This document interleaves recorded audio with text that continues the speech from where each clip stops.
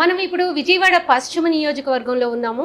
ఈ నియోజకవర్గంలో ఇప్పటి వరకు చాలా మంది లీడర్స్ అంటే జలీల్ ఖాన్ కావచ్చు, లేకపోతే మంత్రి వెల్లంపల్లి కావచ్చు, ఇంకా ఇలాంటి వాళ్ళందరూ కూడా పార్టీలు మారుతూ వస్తూ వెళ్తూ ఉన్నారు. అయితే జగన్మోహన్ రెడ్డి కాంగ్రెస్ నుంచి బయటకు వచ్చిన రోజు నుంచే ఆయనతో పాటు నడిచిన ఒక వ్యక్తికి, ఒక సామాన్యమైన నాయకుడికి ఇప్పుడు జగన్మోహన్ రెడ్డి ఇక్కడ సీట్ ఇచ్చారు. ఆయనే షేక్ ఆసిఫ్. సో ఈరోజు మనతో షేక్ ఆసిఫ్ గారు ఉన్నారు. నమస్తే అండి. నమస్తే అండి.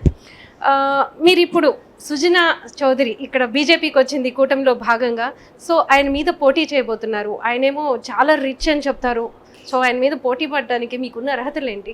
నాకున్న అర్హతలు, నేను స్థానికుణ్ణి, ముఖ్యంగా నేను ఇక్కడ స్థానికుణ్ణి, ఒక కార్పొరేటర్గా, ఒక సమన్వయకర్తగా, ఒక చైర్మన్గా నేను ప్రజలకి అందుబాటులో ఉంటూ నా వంతు నేను సహాయ సహకారాలు అందించి నేను వాళ్ళలోనే ఉంటూ వాళ్ళ కష్టసుఖాలు తెలుసుకుంటూ ముందుకెళ్ళాను. తప్పకుండా నేను నిత్యం ప్రజల్లో ఉంటాను. అలాగే జగనన్న ఏదైనా పథకాలు ఉన్నా సరే ఆ పథకాలన్నీ ప్రజలకు చేరువయ్యేటట్టుగా నేను నా వంతు నేను సహాయ సహకారాలు అందించాను. ఆ ఒక్క పార్టీకి ఆకట్టుకొని ఉన్నాను. అలాగే పార్టీ వెంటే ఉన్నాను. నేను ఎంతమంది నన్ను ఎన్ని ప్రలోభాలు పెట్టినా సరే నేను పార్టీ విడలేదు. నాకు చాలామంది నానా రకాలుగా అంటే ఎలాంటి ప్రలోభాలు వచ్చినాయి? ఏ పార్టీకి రమ్మని అడిగారు? ఇంటర్సెల్ అది ఆ రోజుల్లో జలీల్ ఖాన్ గారు పార్టీ మారినప్పుడు నాకు కూడా తెలుగుదేశంలో రమ్మని చెప్పి నాకు చాలా ఇబ్బందులు కూడా గురి చేయడం, అలాగే ఏమైనా సరే నేను నిన్ను ఆదుకుంటాను, నీకు అన్ని విధాలుగా నేను సహాయ సహకారాలు అందిస్తాను అది ఇదని చెప్పినా సరే నేను నమ్మలా. నేను గెలిచింది కార్పొరేటర్గా వైఎస్ఆర్ కాంగ్రెస్ పార్టీలో గెలిచాను.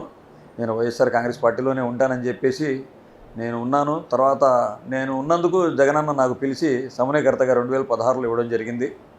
ఆ 2016లో సమన్వయకర్తగా ఇవ్వడం, ఆయన ఏదైతే బాధ్యతలు చెప్పారో ఆ బాధ్యతలు నేను 22 డివిజన్లు, ఒక కొండ ప్రాంతం ఎక్కువ, ఇక్కడ ఒక 12-13 డివిజన్ల దాకా కొండ ప్రాంతమే విజయవాడ పశ్చిమ నియోజకవర్గం అంటే. ఆ కొండ ప్రాంతం మొత్తం తిరిగి గడప గడప కార్యక్రమం నేను చేపట్టడం, అలాగే జగనన్న నాకు వారానికి 2 సార్లు ఆయనే ఫోన్ చేసి బాగా తిరుగుతున్నావు, బాగా ప్రజల్లోకి వెళ్తున్నావు, చాలా చక్కగా చేస్తున్నావు అని చెప్పేసి జగనన్న కూడా నాకు చాలా మెచ్చుకునేవాళ్ళు.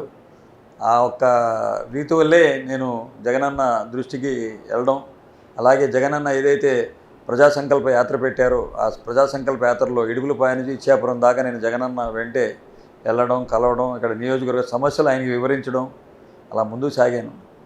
సో నియోజకవర్గంలో మీరు సమస్యలు వివరించానంటున్నారు. అలానే వెల్లంపల్లి మంత్రిగా ఉన్నారు, అంటే గతంలో ఈ నియోజకవర్గానికి ఇప్పుడు కూడా. సో ఇంకా ఫుల్ఫిల్ కాని సమస్యలు చాలా ఉన్నాయి అంటున్నారు. రేపు ఆ సమస్యలు ఈ ఎన్నికలకి ఏదైనా అవరోధంగా ఉంటాయంటారా? లేదండి, పశ్చిమ నియోజకవర్గంలో అయితే వైఎస్ఆర్ కాంగ్రెస్ పార్టీ అధికారంలో వచ్చిన తర్వాత కోట్లాది రూపాయలతో 450 కోట్ల రూపాయలతో విజయవాడ పశ్చిమ నియోజకవర్గాన్ని అభివృద్ధి చేయడం జరిగింది. బీటీ రోడ్లు కానివ్వండి, సీసీ రోడ్లు కానివ్వండి, అలాగే సైడ్ డ్రైన్స్ కానివ్వండి, ఎలక్ట్రికల్ పనులు కానివ్వండి, వాటర్ పైప్ లైన్ కానివ్వండి, అలాగే కొండ